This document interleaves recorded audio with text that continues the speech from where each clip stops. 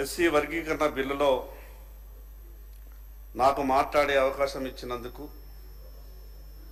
మీకు ప్రత్యేకంగా ధన్యవాదాలు. ఈ కళ సహకారానికి పూర్తిగా సహకరించినటువంటి దేశ ప్రధానమంత్రి నరేంద్ర మోడీ గారికి ఈ శాసనసభ నుంచి ప్రత్యేకంగా ధన్యవాదాలు. అధ్యక్ష,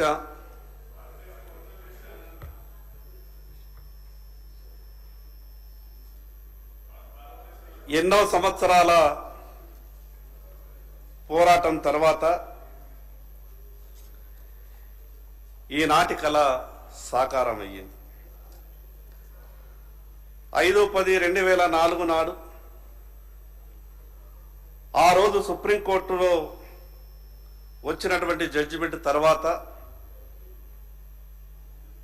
ఒక ఆందోళనకరమైనటువంటి వాతావరణంలో ఉండే.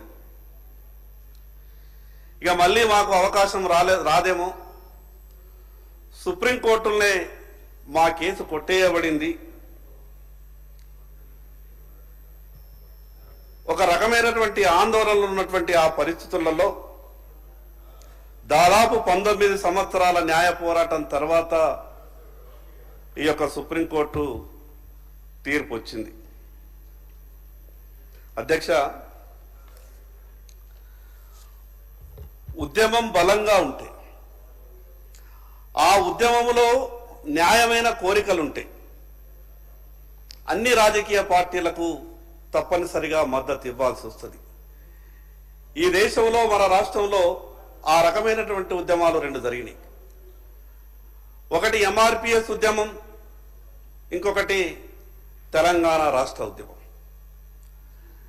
తెలంగాణ రాష్ట్ర ఉద్యమంలో అటు ఇటు ఉన్నటువంటి రాజకీయ పార్టీలు కూడా ఉద్యమ ఒత్తిడి కావచ్చు, ఆ ఉద్యమంలో ఉన్నటువంటి న్యాయమైనటువంటి ఆకాంక్ష కావచ్చు, దాన్ని చూసిన తర్వాత ఏ రాజకీయ పార్టీ కూడా, ఈ రాష్ట్రంలో ఉన్నటువంటి అన్ని రాజకీయ పార్టీలు ఆ ఉద్యమానికి మద్దతు ఇచ్చినాయి.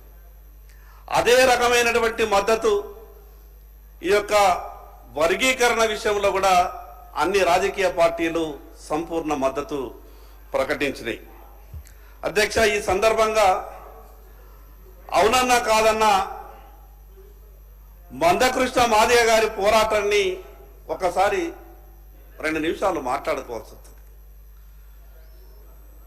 ఎన్ని ప్రలోభాలు, ఏ రాజకీయ పార్టీలు ప్రలోభాలు పెట్టే ప్రయత్నం చేసినా, పదవులో ఆశ చూపినా, ఏ రోజు ఏ రాజకీయ పార్టీ కూడా తలొగ్గకుండా మందకృష్ణ మాదిగ పోరాట ఫలితం, ఆయన పటిమను ప్రతి ఒక్కరు కూడా కొంత చర్చ చేయాల్సినటువంటి అవసరం ఉంది. అధ్యక్ష, ఇది నిన్న మొన్నటిది కాదు అధ్యక్ష. మొట్టమొదటిగా 1983లో మాజీ రాష్ట్రపతి వెంకయ్య నాయుడు గారు ఆ రోజు మొదలుగా ఈ విషయం మీద మాట్లాడినప్పుడు చాలా మంది అవహేళన చేసే విధంగా మాట్లాడారు. కానీ వెంకయ్య నాయుడు గారు ఒక మాట చెప్పిండ్రు అధ్యక్ష, ఎప్పుడు ఒకే తీరు ఉండదు, మంచి రోజులు వస్తాయి, వాస్తవాలు గ్రహించే రోజులు వస్తాయని ఆ రోజు వెంకయ్య నాయుడు గారు మాట్లాడింది. అధ్యక్ష, బంగారు లక్ష్మణ్ గారు భారతీయ జనతా పార్టీ నాయకులు, బంగారు లక్ష్మణ్ గారు వారు ఈ రోజుకిన ఉంటే చాలా సంతోషపడేవారు. అధ్యక్ష, సుప్రీంకోర్టులో పోరాటం ఒక పక్క జరిగితే,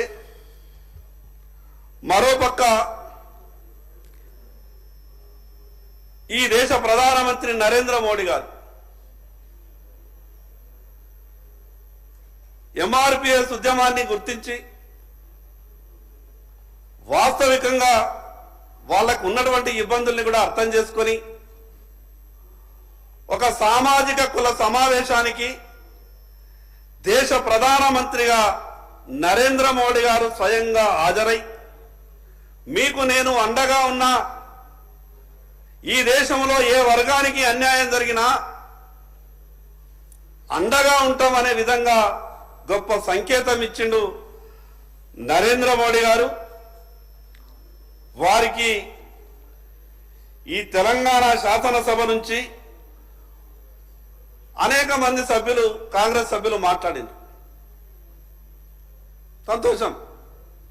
మన పార్టీ ఒక విషయం మీద సమర్థతతో లేదా అనుకూలంగా మంచి పనులు చేస్తున్నప్పుడు పార్టీ ప్రస్తావన తీసుకురావాలా, నాయకుల ప్రస్తావన కూడా తీసుకురావాలి. అధ్యక్ష,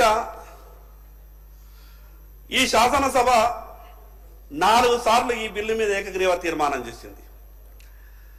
సహజంగా శాసనసభలో ఎన్నో తీర్మానాలు జరుగుతాయి. కానీ ఈ శాసనసభలో 4 సార్లు తీర్మానం జరిగినప్పుడు అది 2004 నుండి ఈ రోజు వరకు ఏ ఒక్క రాజకీయ పార్టీ కూడా వ్యతిరేకించలేదు, ఏ ఒక్క సభ్యుడు కూడా వ్యతిరేకించలేదు. బహుశా ఇటువంటి బిల్లులు అరుదుగా శాసనసభలో కనిపిస్తాయేమో నాకు అనిపిస్తుంది. అధ్యక్ష,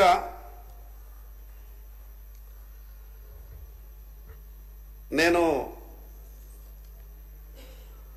కోర్టులలో అధ్యక్ష ఎప్పుడైనా కానీ అది రాష్ట్ర ప్రభుత్వం కావచ్చు, కేంద్ర ప్రభుత్వం కావచ్చు,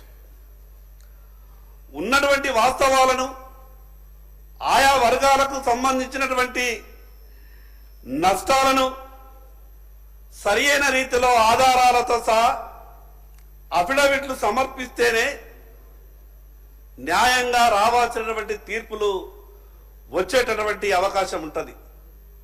దానికి సుప్రీంకోర్టులో భారతీయ జనతా పార్టీ కేంద్ర ప్రభుత్వం వేసినటువంటి అఫిడవిటే ఈ సంబంధించినటువంటి తీర్పు రావడానికి ఉదాహరణ. అధ్యక్ష, చాలా మంది, కొంతమందికి కొన్ని అపోహలు ఉన్నాయి. ఈ అపోహల్ని కూడా మనం దూరం చేయాల్సిన అవసరం ఉంది. ఆయా వర్గాలలో ఈరోజు వర్గీకరణ జరిగిన తర్వాత పోరాటంలో కూడా ఏబీసీలుగా వర్గీకరించాలని పోరాటం చేసిండ్రు. చివరికి సుప్రీంకోర్టులో వాదనలు జరిగినప్పుడు కూడా ఏబీసీలుగా వర్గీకరించాలని వాదనలు జరిగినాయి. కానీ ప్రభుత్వం ఇక్కడ చేసినటువంటి ఒక విషయం ఏంటంటే 1, 2, 3 గ్రూపులుగా విభజించారు. ఈ 1, 2, 3 గ్రూపులుగా విభజించినటువంటి ఆయా సామాజిక వర్గాలలో కొన్ని విషయాలలో సవరించమని అనేక సందర్భాల్లో కొన్ని వినతి పత్రాలు కూడా వచ్చినాయి. ఆ వినతి పత్రాలు వచ్చినటువంటి కారణం